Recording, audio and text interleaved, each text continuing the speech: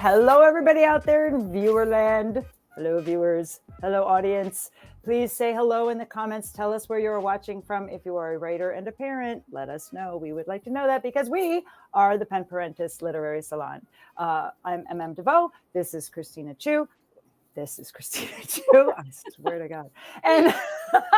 And we run a nonprofit that helps writers stay creative after they have children. So everybody you see on this upcoming reading, Zoom, talk, whatever this is called, this format, everything you see on our show, we're all parents. So all the successes and all the extraordinary work, all the talent, we all have kids, and you can do it too. That's what we're trying to prove. So we are very excited that this is our grand finale for the spring 2025 season. We've had an astonishing season. We've had some really big name authors, and I highly recommend that you go back on our YouTube channel, which is youtube.com/Pen Parentis. And that is our YouTube channel. And if you go there, all the old shows are there. So it's pretty great. We always have 3 or 4 authors that have kids, and they talk about how they did it so that you can do it too. Be inspired. Let's find out who we have this week. What do you think, Christina? Shall we pull up people, or do we? Oh, no, wait, sponsors. We love sponsors. We must speak sponsors. Sorry, that's what YouTube does. So do we. We go, oh my God, sponsors. Okay, so thank you, of course, Poets and Writers. And thank you, of course, to the deGroot Foundation. And thank you, of course, to the excellent New York Council on the Arts, who seem to be the only government organization that is still awesome. What? I didn't say that out loud. No, but I mean, you guys are doing great. And thank you so much to the governor for generously funding the arts this year. Like, it's a really important year for us. So thanks. And of course, Sandel, thank you. I know you're out there somewhere. And thank you. And we love you. Yes, thank you. And to everybody who made a donation, including Susan, Christine, Erica, Melissa, Juan, and April. Thank you so much for your donation on your way in. We love you guys. Thanks for buying a ticket. Okay, let's find out who these awesome humans are this week. Drum roll. Well, we have four incredible writers today, and I'm really excited about this. Usually we have a theme, but this month it's our season closer, and I feel like this is a symbol that summer is about to begin, and we all feel really excited about it. So our first reader will be Sonja Curry Johnson. Her Strike the Thick World Flat is her fictional debut chronicling her family's experience when the Department of Energy dismantled their town to build a uranium plant. Our second reader is Miranda Schmidt. And her debut novel, Leaf Skin, is hot off the press. So everyone, see that QR code? Just go right up to it and order it. Our new QR code, it's so shiny. You can QR code all the people's books. Exactly. So we have all their books that you can order. And it's ordered off bookshop.org. So it goes everyone loves Bookshop. Yeah, it means it goes from your independent local bookstore. So we really value the fact that we like bookstores. We want to keep them going. So that's what we do. Okay, go on. We want to hear more people. More people.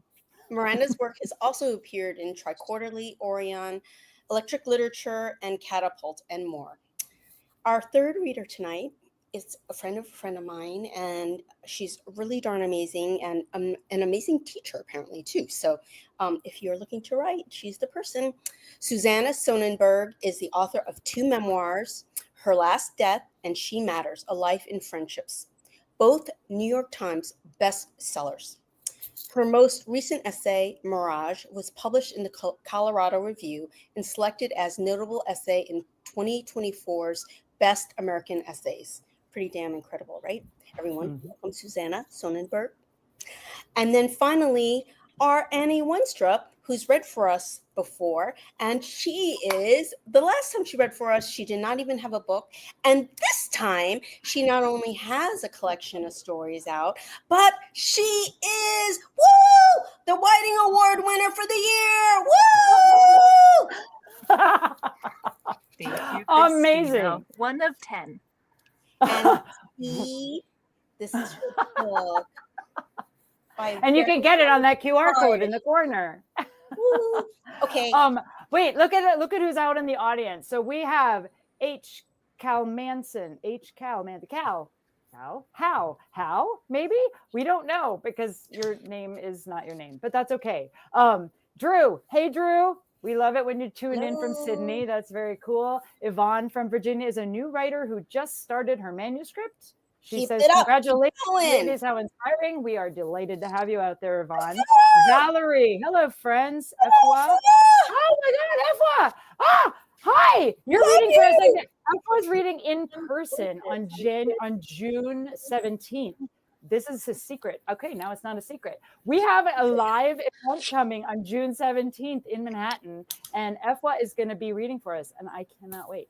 And then, it's Helene. Hi, Helene. You have that's awesome. She has a new handle. So hi, Helene. Okay, well, let's get started. I want to hear some reading. I heard your cat, Susanna. He's awesome. All right, let's go. Who's reading first? Wait. Our first reader is Sonja. So after graduating from Tuskegee University with a BA in English, Sonja Curry-Johnson wrote an essay published in the anthology Listen Up, Voices of the Next Feminist Generation, before she moved to the Northeast, to the Northwest, then back to the Northeast, then over to Germany, courtesy of her husband's career in the U.S. Army. In between moves, she graduated from Tufts University with an MAT and from George Mason University with an MFA. In creative writing. She wrote an article for the Northern Virginia Writing Projects Journal at the completion of her training as teacher consultant, but the two projects she's most proud of is her manuscript, Strike the Thick World Flat, and the accompanying mini documentary, Uprooted, as they are fictional and non-fictional chronicling of her family's experience when the Department of Energy dismantles their town to build a uranium plant. She taught English in Chestnut Hill, Massachusetts, Ramstein, Germany, and currently teaches honors English and creative writing in Burke, Virginia. She tries hard not to meddle in her 3 adult children's lives, even though she really gets in there. Everyone, please welcome Sonja Curry-Johnson, one of my best friends in the whole world. Yay! Well, thank you very much. I'm happy to be here. Please excuse my voice; it's a little hoarse. I'm going to try my best. It's sexy. Yes, sultry and sexy. That's what I'm going for. Oh my God! Good. This is from chapter 1 of my novel that Christina just introduced. And again, bear with me. The children who went to Peterson Primary. Oh, goodness. Hold on for a second. The children who went to Peterson Primary did not have this issue with their computers. Hold on for one second. That didn't. Oh, my Lord. Okay. There's a learning curve to reading on Zooms, and oh my all gosh, of us are behind it all the time. Don't worry. Okay, so I'm freaking out because now it's I don't know what I touched, but now it's erasing everything. Oh, what? No. So here we go. We'll see if I can fix this. Okay. Oh, that was so fun. All this technology. It is so much fun. So much fun that I want to scream. Okay. Here we go. The children who went to Peterson Primary had worn a 50-year-old trail from the playground to the path and cut off about 15 minutes from their walk. This was Tessa Hall's favorite way to go to and from school. But Mama all but forbade it, worried because the path eventually dumped Tessa right onto the dirt of Hamburg Road. Papa understood Tessa's logic. She hated to double back, going over ground she had already covered. However, this, among other things, irked Mama to no end. Just last night, Mama had laid her hand on Tessa's shoulder and warned her about taking shortcuts and walking on that serpentine road alone. Mind, now you know how fast people be taking Hamburg.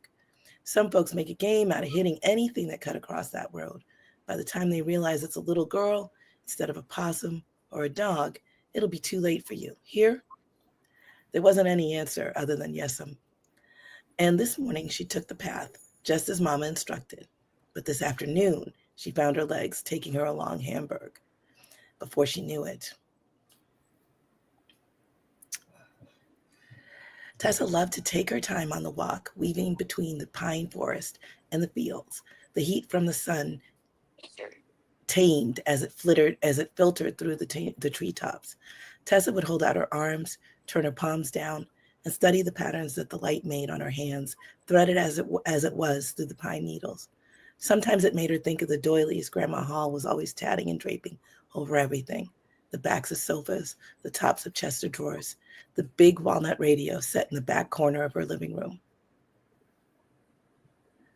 She also liked to take in the fields as she walked, especially if there was a breeze. When the wind swelled over the fields of wheat and soybean and alfalfa, the gentle sheen of the stirring of the crops could settle her after a trying day. The adult choir at the run sang a song that whenever Tessa heard it, her chest would swell and her eyes would tear, though she wasn't quite sure why. The little cares that fretted me, I lost them yesterday. Out on the fields, among the sea, above the winds at play.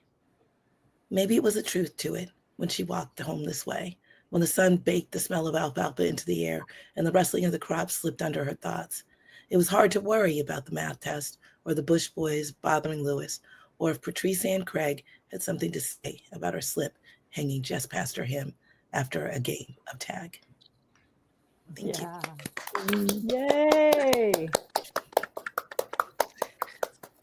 So that was lovely. Thank you so much. And I just want to say, for all of you out there who are trying to write a novel, there's so many. I have seen an iteration of this first chapter, and it did not start this way. So, Sonja, can you just share with everyone how many times you've written and rewritten just this little section in the beginning of your book?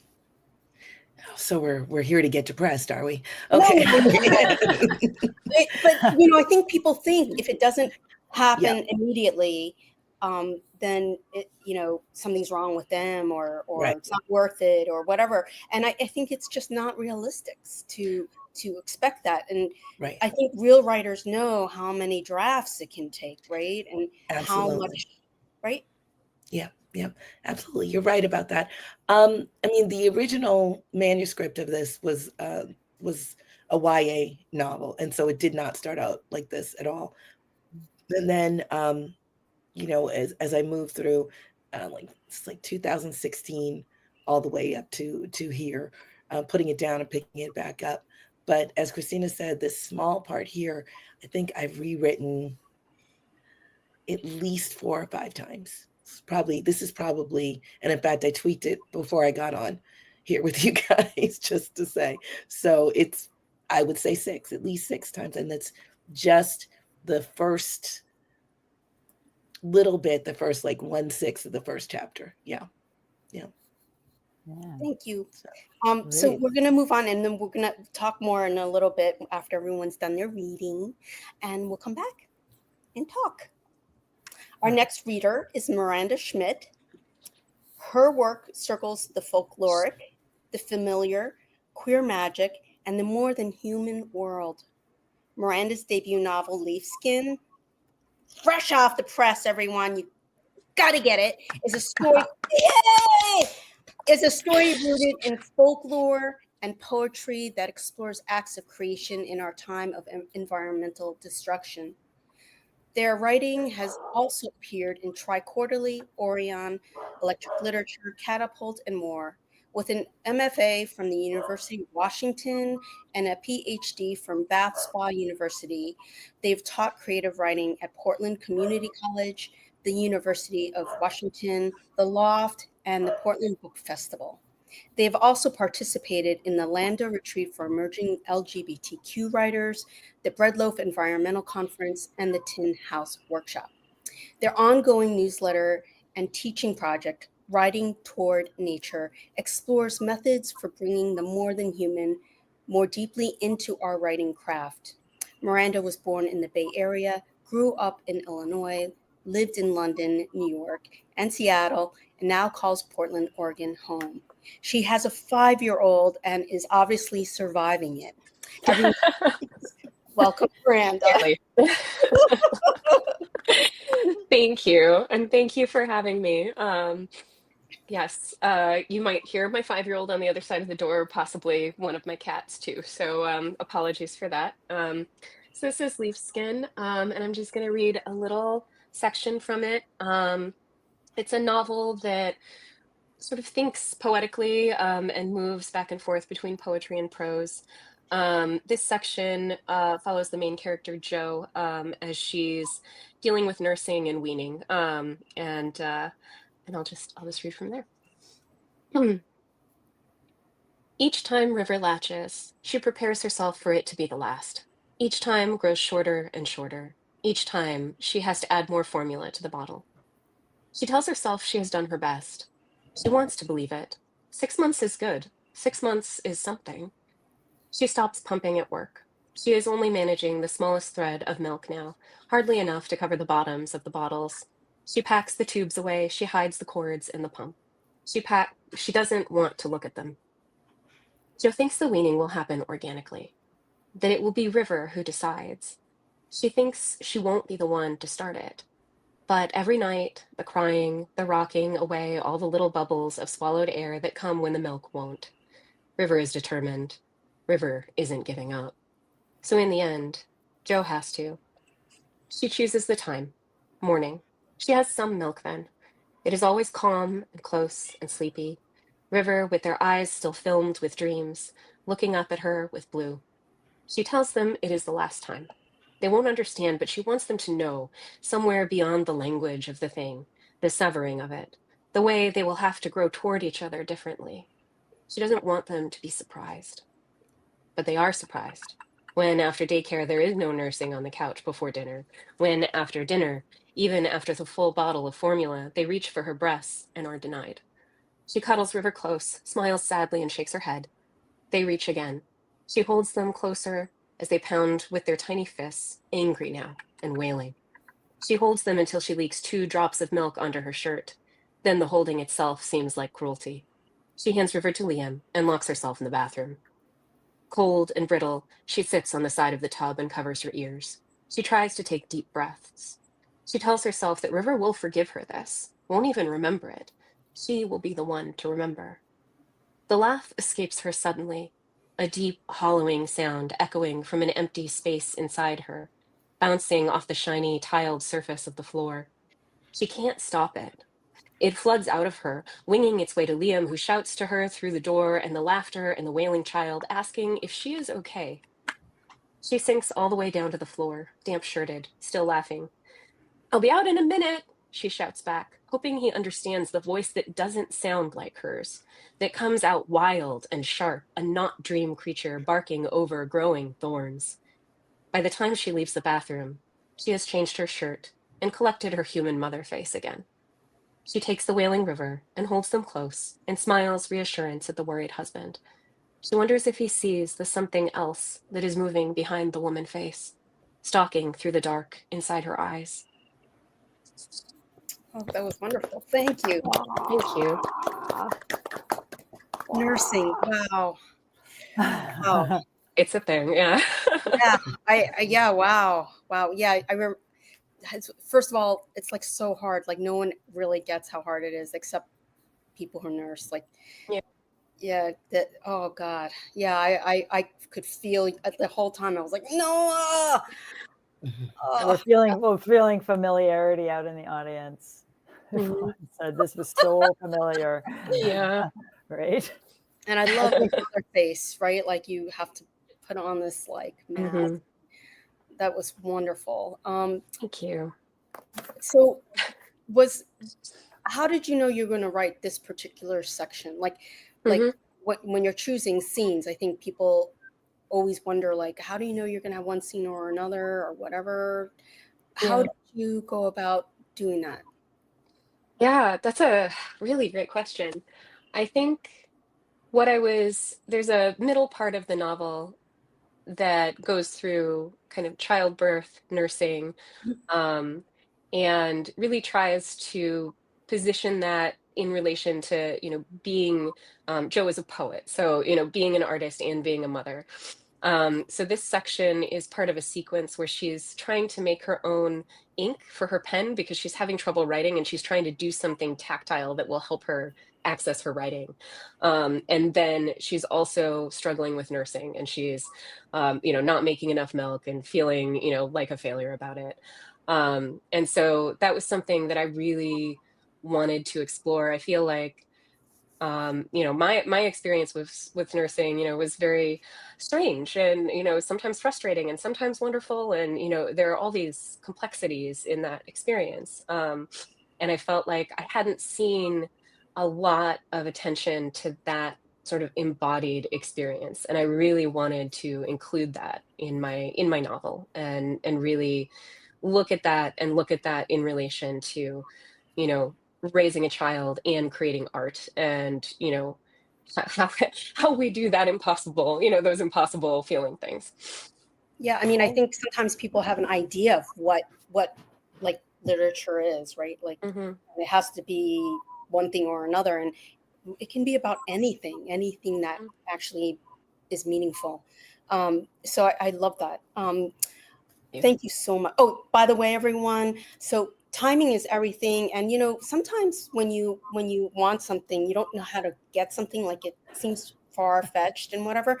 Miranda actually reached out to us and asked about reading for us. And we didn't know Miranda until we saw her at AWP and we got her email, and here she is. So it's not so hard to reach out to, when you want something. Just reach out and just see. It doesn't hurt, and try. And I'm so happy she's here today. Thank you, Miranda. Thank you for having me. Susanna Sonnenberg is our next reader, everyone. I've already mentioned that she's a phenomenal teacher, and I'm dying to take a workshop with her. But so if you are looking for someone, she's the one. Susanna Sonnenberg is the author of 2 memoirs, Her Last Death and She Matters, A Life in Friendships, both, as I said before, New York Times bestsellers. Her personal essays and critical reviews have appeared in a variety of magazines and newspapers and have been included in several anthologies. Her most recent essay, again, Mirage, was published in the Colorado Review and selected as notable essay in 2024's Best American Essays. So that's like, you're in Best American Essays, but then you're like notable. Like, no, why? It's different than that. It was one of the 100 notable essays that aren't the 12 selected essays. Okay. I can't. Well, I'm dying to hear that anyway. So okay, and select. She's had residency fellowships from McDowell, Yaddo, Jurassic, and others. She's worked as a writing teacher for over a decade. She lives in Missoula, Montana. Everyone, please welcome Susanna Sonnenberg. Thank you, Christina and Pen Parentis, for having me, and Sonja and Miranda. Thank you for reading such exquisitely polished work. I was really admiring and feeling all the work that went into getting that material to where it was. I am going in a really different direction, and I'm doing something I never, ever do. I'm reading something I wrote recently in 20 minutes during a prompts writing class that I was teaching, and I gave the prompt to my students, and then I also wrote my thing. So what you're going to hear is you're going to hear the writer unpolished, disorganized, raw. Nice. And that's it's author tartar. Yeah. And that's it's scary for me, but I'm always encouraging my students that you can't have art without risk. So I am working to become more comfortable with risk. Here goes. And the prompt that I gave my students was, I didn't know what I was thinking. I didn't know what I was thinking when, at 21, I decided to give up my place at Oxford and move all my books and bookshelves, futon couch, big computer, and cat back to New York City. I thought I knew, I even remember the serious endeavor of making a decision, probably with the help of friends and a therapist, because that was how you took things on as an adult. You pondered, you were judicious, you decided. Except I did none of those. I just bent the idea to those things to support my intention, which was to be close to my boyfriend, who looked so much like my father. Even casual friends were comically disturbed. I put my things in one of those short U-Hauls and drove from Boston's hellish traffic into New York's hellish traffic, and pulled up outside an Upper West Side building where I'd share a small one-bedroom with 2 other women. My boyfriend's apartment was 2 subway stops away. I cannot remember if the boyfriend met me after my sweaty drive, helped load up the service elevator, kept watch at the open back end of the U-Haul, hopped in the cab to go with me down the West Side Highway to return the truck somewhere in the meatpacking district. It is likely he did not do any of those things because he was not a helper. He had a job reporting for Reuters and probably said he was doing that, and probably suggested we meet when I was finished. And I probably said that was fine because I was good at agreeing to things that were the opposite of what I desired. It was important to me then that no one find out what I truly desired, not even me. I was ashamed about giving up Oxford and aware that I had squandered something it would be impossible to ever have again. But I valued the hope for love higher than I valued my intellectual or professional growth. I didn't know it was the hope I valued, the striving towards, the proving of. I thought I lived for love. And if I didn't feel it from the boyfriend, then I would devote my resources to making sure he felt it from me. I did know what I was thinking at 47 when I decided to leave my marriage. I was thinking how sad I was, and I should not have to be this sad, how lonely. I was thinking all the time that if only I could set up my own kitchen, I could feed my children better, really attend to them. I was thinking that I would have a life filled with happy sex instead of continuing on with these rations from occasional partners in the realm of our open marriage. I was thinking I will be whole. I thought a lot about the children, tried to consider what was right for them, listened to all my friends say ceaselessly, the children want you to be happy. The children are resilient. No, and no. Of course, I could not really know anything about what the children wanted, fogged in my frustrations and unhappiness. When I picked them up after school, I greeted them with the full smile only they elicited, made sure the car doors were shut, backpacks and worksheets remembered, and then turned my face to the road, mapping my unhappiness all the way home, while they guffawed and argued in the back. Facing them again at the house, I showed them many ways of love with touch and voice and remembering and solicitous burritos, with clean towels for after their baths, with patience as they wheedled another chapter at bedtime. With the soft space left by a door ajar, but I walked the carpet from their rooms to ours, with hardness making me cold, with the panic of certain rejection, confusion. I could not keep on this way, this bifurcated heart, this warm house, chilled house. When I was alone there, the back of my neck was always cold, the flesh tight on my shoulders. I thought, this is no way to live. And then I thought, I will change it. I thought, I won't regret it. Thank you. Wow. Audience likes it too. Aline says, valued the hope for love. And Valerie says, to be close to my boyfriend, the way so many things start. That's right. Wow, that was beautiful. And I, I know it's from a prompt, but please tell me you didn't just write that and that's it, like that. I did. Oh my God, I think I might have to hate you. I think I might, like you. It's like when you get a prompt, of course you're going to be writing about things that are on your mind and that you've been processing anyway. So it's just that wonderful space that opens for you to dump it out and see what you've got. See, everyone, I told you, see? Terrific. You know, that was so beautiful. I wrote down like the bifurcated heart, living for love, like there was Solicitous burrito. yeah, there was a sentence that started with desired, and then I was so busy listening to what came after it that I tried to write it down and I didn't get it. But just the writing was exquisite. That was really, I'm so glad you took the risk here, Susanna, because it really goes to show you all, we all need to be taking risks. And you know, that was incredible. I'm just blown away. I'm blown away. That was beautiful. Thank you so much. Oh, thank you. Wow. I cannot believe that this is like a fresh new thing. Well, okay.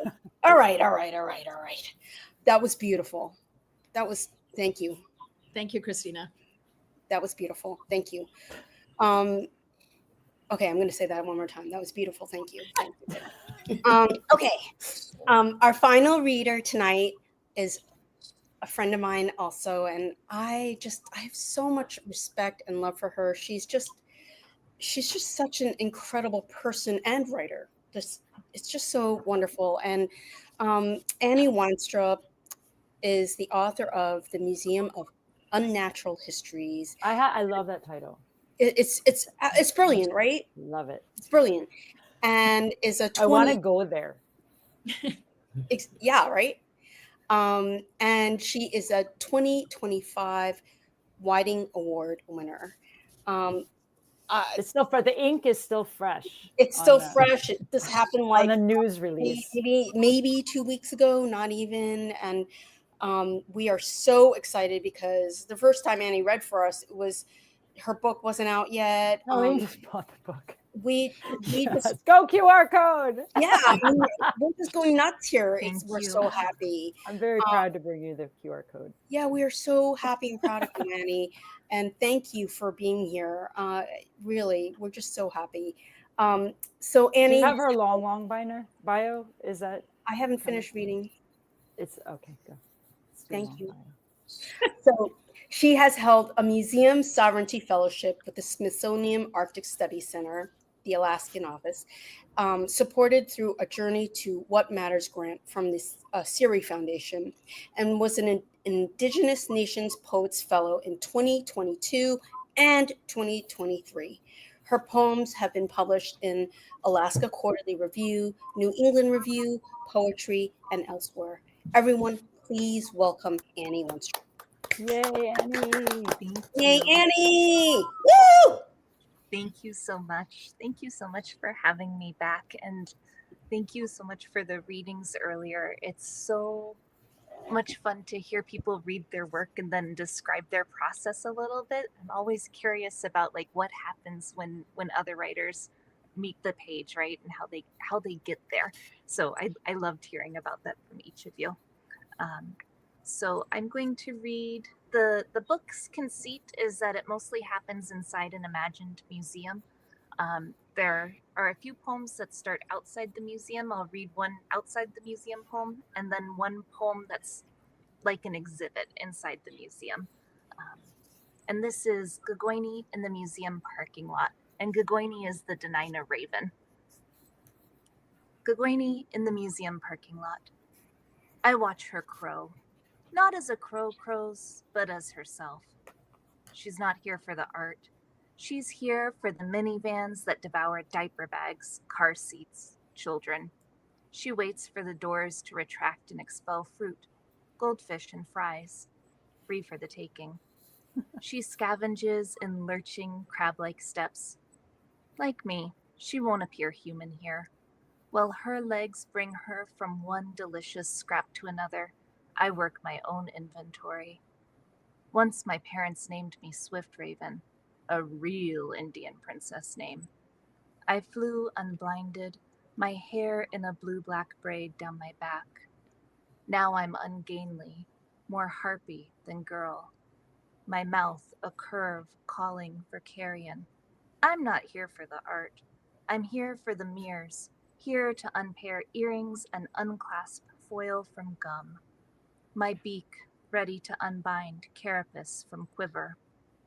Like Gogoini, I'm a scavenger, lurching from one disaster to another. See how we curate cataclysm's aftermath. While we work, Gogoni tells me a story. Once my grandfather said, a long time ago, there was a raven. He opened a door, and it was day. Then he drew his wings shut. What Gogoni didn't say, but what I heard, once he closed the door, and it was night. Today I'm telling you this story instead. My mouth is a comma. My mouth is exclamation. My mouth is my body holding open the door. Witness my body create day. See how the light appraises my collection. See how the sunlight exposes, how shadow bleached everything white. Then inside the museum, there's like a gallery exhibit where Gogoni transcribes the archives, and this is where Gogoni transcribes the archive as girl. At 6, being a girl meant Tinkerbell nail polish and pointed pink Barbie shoes, sequined fairy wands and slippers that fell off my feet when I ran. Outside the blue sky, a backdrop for green grass, the sweet gum tree that was home base. Everything caught my eye and sparkled. Rain-freshened earthworms, armored roly-polies, and firefly dots. At night, the television played the news. Its cyclopean eye returned my stare. The goat-like pupil reflected a parade of women and girls like yous. Fair and lovely, I thought they were adored. Later, I was not a girl anymore. Amazing.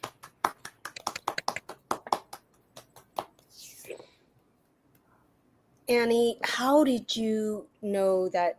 Well, Gogoni is a major character here.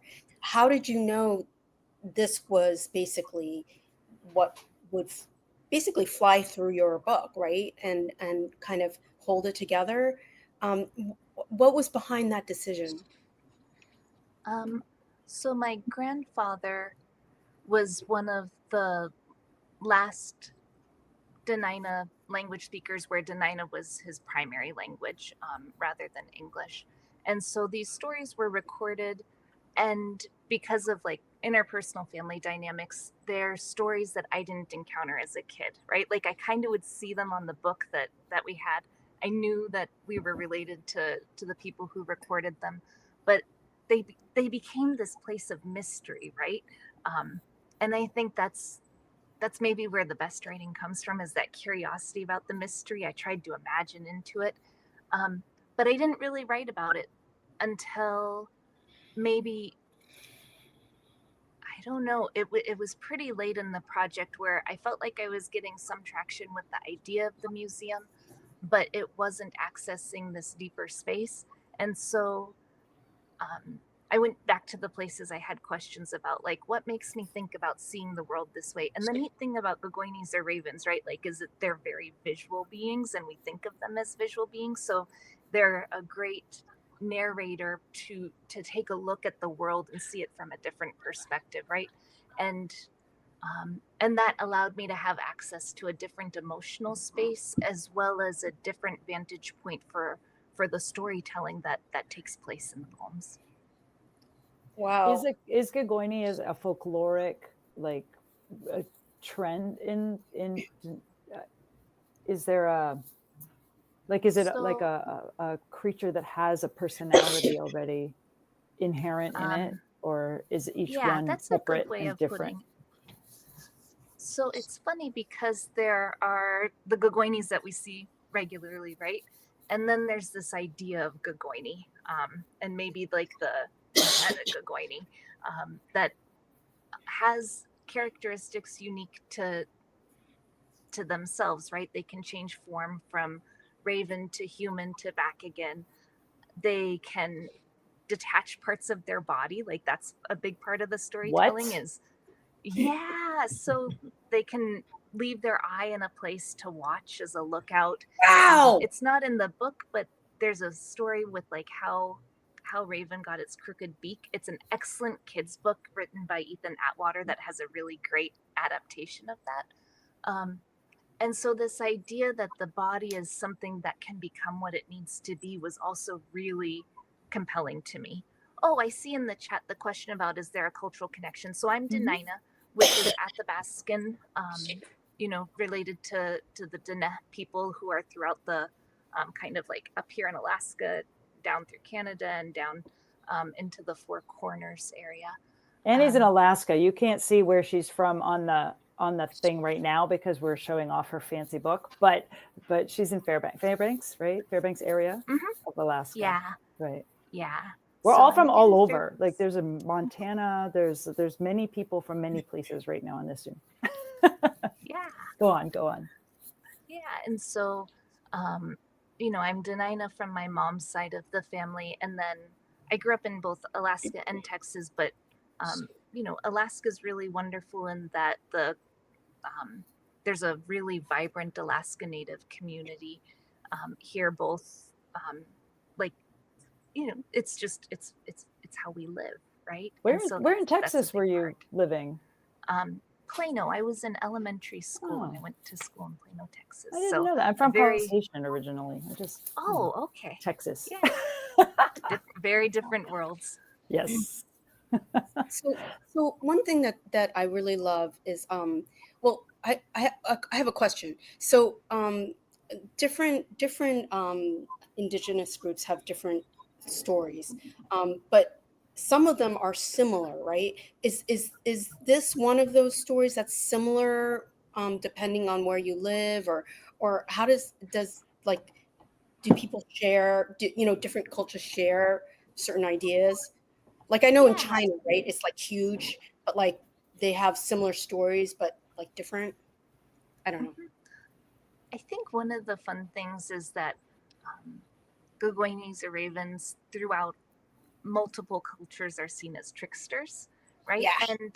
And so it's an kind of like, what is it, an avatar or an icon that people feel like they have a relationship to, even if they've never encountered Denina stories. It's like, you have the idea and then you have the elbow that the socket meets into for the idea to latch onto.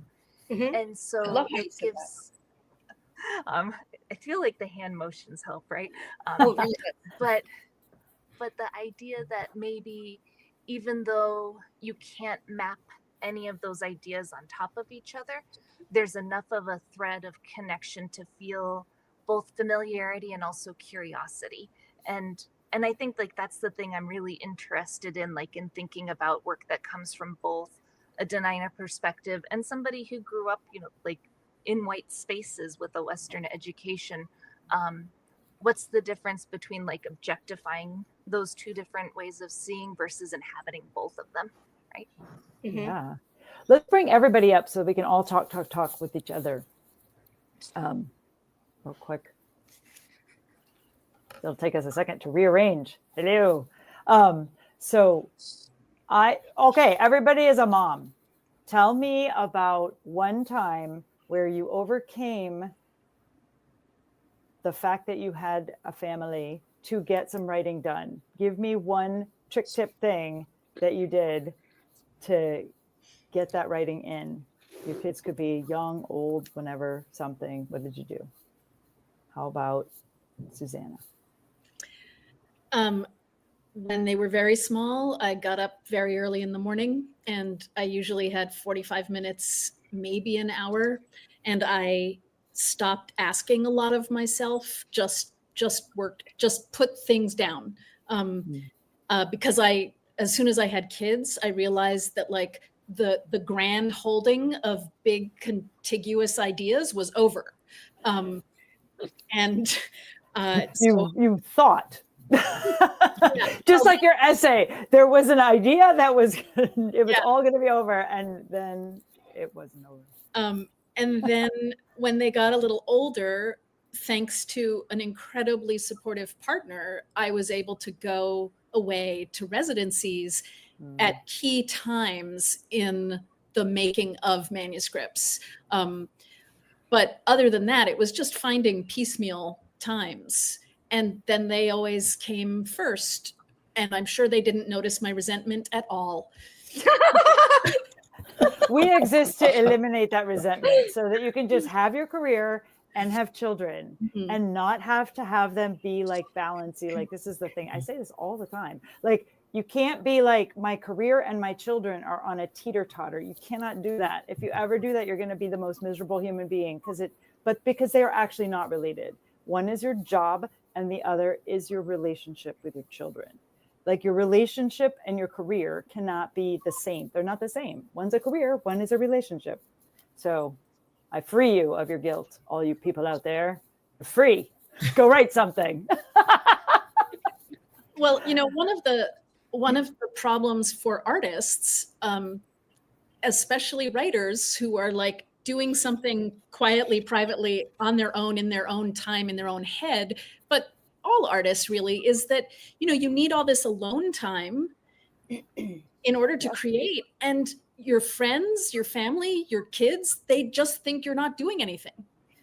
Kids think they need to be 24/7, and your writing thinks it needs to be 24/7. And you're a person and you get to say, guess what? Writing and children, this is your time. This is your time. And I am not insane. I mean, that sounds good. That sounds good. And I look forward to a world where all artists feel that they can. I'm changing the world, man. That's it. I had a situation where if I shut that door, then he was definitely coming through it. You know what I mean? Yeah. Like, it was, I had to figure out reverse psychology and stuff with my older one. Yeah. But yeah, I hear. No, that. it's a lot. It's a lot. It's not easy. I'm totally like dream walking, like saying that I would love to, it's not easy. But you have here, like Sonja has children who are in their 30s, and some of you have very small children here, and that's like, it's like the work of having very small children is so magnificently oppressive and constant. You're right. And then, as Sonja knows, like, once they're launched and adults, you're still mothering, but it's very, very, very different. Time is your own. So for the women here whose children are very small, how are you? Absolutely. Yeah. Miranda, talk about like one moment for you. I mean, I think when my child was born, I found my writing change really exponentially, and part of it was like a lack of time and attention. Like, it was just like I'd be just writing little scraps of things, like on my phone or on a napkin, or on an envelope, and so I would do that, and it became much more, I guess, fragmented. And then I tried to just kind of collect those. And then I started to write this novel. I started getting up at 4 a.m. every morning and trying to get as much writing done as possible before my kid woke up. But of course, she would always wake up at 4:30 when I was writing. But I think one of the things that I found really interesting about being a writer and being a parent is we live in a society that doesn't support either. We're trying to do two things that are just completely unsupported in so many ways. And it's a challenge, and it's really, it's really hard. Definitely. Do you have any tricks or tips, Annie? Anything that you did that you thought was successful, or that you're doing now that you think is successful, that works for you? In the summer, I'll write out on the porch while my kids are playing outside, and there's enough distance, right? And it's funny you talked about the door, Christina, because if my kids feel like I'm available, they'll leave me alone. As soon as they think I'm unavailable, that's when it starts. And I can't wake up early. Like, I'll stay up late to write, but I can't do it at the other end of the day. And I think it's so important to mention that like having a community and then having financial resources really changes that, right? Like with this award, like I could hire somebody to watch my kid one day a week. And that makes a difference. But I'm also thinking too, right? I didn't start writing until after I had my second child. And the reason I could write is because I went to a community writing workshop and everybody took turns holding my baby, right? So that I could that's write lovely. and then so That's I could nice. teach. And I think now as they start to grow older, as they become independent, right? Like what does it mean to turn around and offer that to other community members?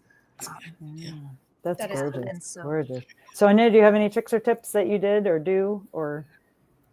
Insomnia is a good, it's a good Excellent. tool. Excellent choice. Insomnia is an I love excellent it. tool for writing. I love it. I love, Miranda, what you said about fragmentation, because that was essentially what was happening.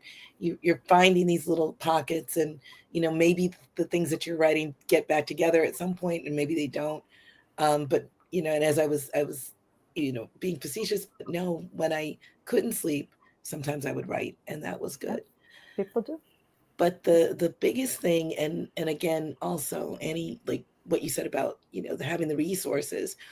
When my middle child, my daughter, wanted the credit card so she could apply to George Mason, and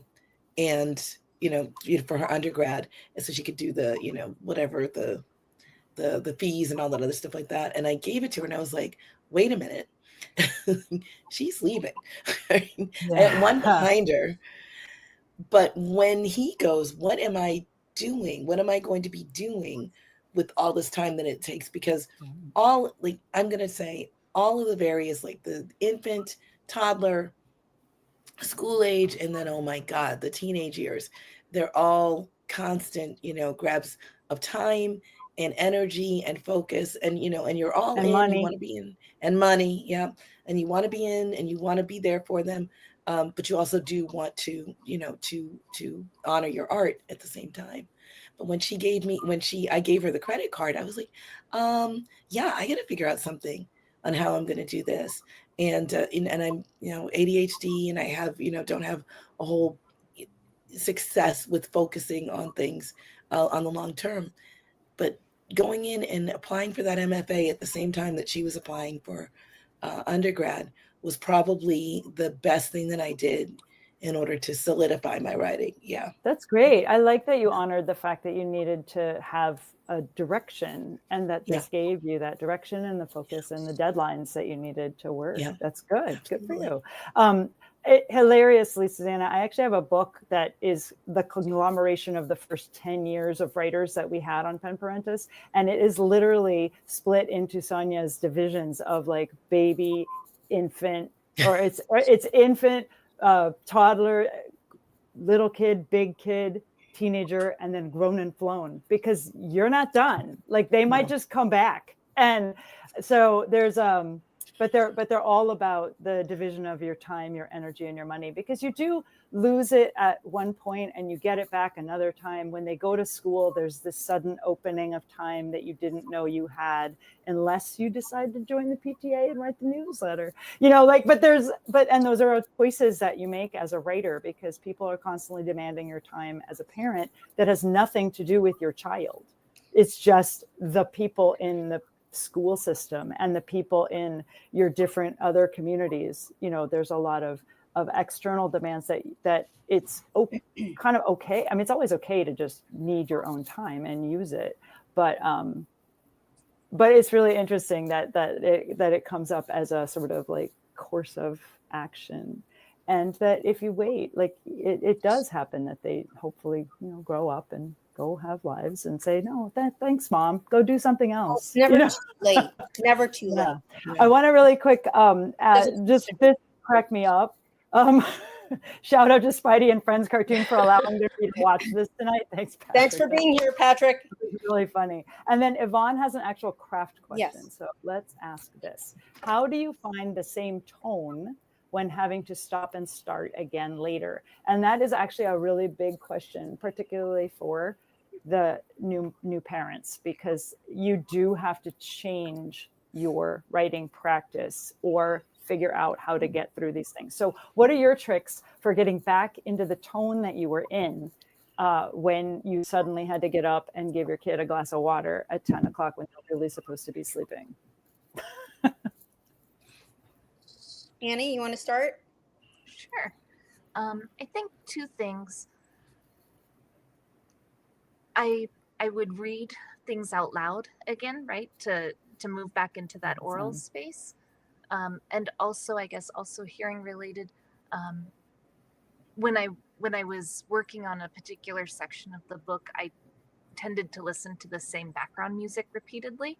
And so it was, you know, it's instrumental, so I'm not competing with the language, but it would help. Like, you know, I had strong emotional attachments to the music. It usually mirrored what I was working on. And so it kind of became a cue, right? Like, oh, this is the space that I'm in. I can't physically go somewhere else to write, but I can create like this little pocket that says to say, like, this is it. This is that time. Nice. Let's see, Sonja. I don't have anything specifically other than like maybe rereading what, you know, where I left off and then going into that. But the other thing is that you should be afraid that if the tone changes when you have picked it up, you know, put it down and then picked it up again, because you've lived, you know, 1,000 lives in between the time that, whether it's a week or whether it's like a year or 2 years, that when you go back and then going back to reread, you might rearrange some things. The tone might shift, you know. So it's let that writing take you, or engender where the tone is going to be. Yeah, what the tone is going to be. Susanna, what does our writing teacher say? I would, well, Sonja's also a writing teacher. I would say, sorry. I would say exactly what Sonja's saying. I mean, just rereading, going from, I mean, I always start a new day by kind of going to the beginning of whatever the essay or the chapter is that I'm working on, and I read it from the beginning and then get back into it. But I think the thing that's really important that Sonja's pointing to is that, you know, it'll all come out in the wash eventually. Like you're going to be writing in so many different moods and so many different tones with so many different, you know, iterations over the course of whatever it is you're writing. And that at a certain point, you're going to be revising it. And that's when you really dedicate yourself to the tone and you seize it, and you'll eliminate the things that don't sound right. And Yvonne wants to know not to be afraid of it. Yes. Just right. Don't be afraid of it. Don't be afraid of it, and just let it be what it is. You'll get it back. Miranda, how do you get back in?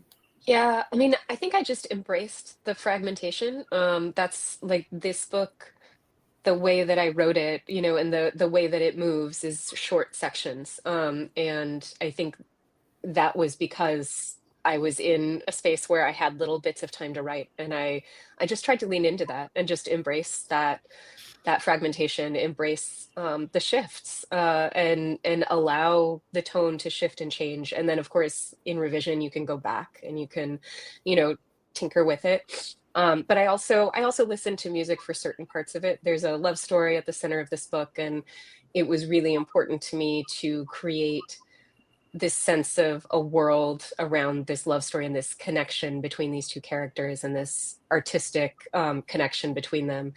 And I listened to the same music over and over again when I was writing that section of the book. So that helped a lot to really. So for the two of you who've mentioned music, it's like a kind of hypnotic state that it helps you enter. Yeah. Yeah, that's cool. Also, Valerie says, yes, embrace the fragmentation, yielding to the place where you find yourself, which is nice. Awesome. We are like at the end of our hour. This is insane how fast this hour went. Like, I feel like I just turned this on. It just came here, and now we're done. Everybody who is out in the audience, you guys have been amazing. All your chat questions have been so good. It's been really cool to watch the audience actually guide the conversations tonight. It's wonderful. So thank you so much for your participation. And everybody who's watching on playback, we love you too, but you should come live because it's fun to talk to you directly. But I want to please invite everybody to come back in the fall. So we take a break for summer and we do live events. So come out and see us. If you're in Manhattan or anywhere near Manhattan, fly to Manhattan and walk, take a bike, whatever you need. And we do have an event on June 17th. If you sign up for our newsletter, you can find out about it. We're at penparentis.org. We would love to meet you. And Christina is going to tell us about what we have to look forward to in September. Yeah, in September, our salon, the theme really focuses on capturing the story before it's lost. We will have Jessica Manick, Catherine Texier, and Jose de Piola. So everyone, please, we'll see you back in September. And yay, it's summer! Yeah, it's summer. Everybody, summer camp. Put your kids in summer camp. Go right. Bye, everybody. Bye-bye. Thank you so much, authors.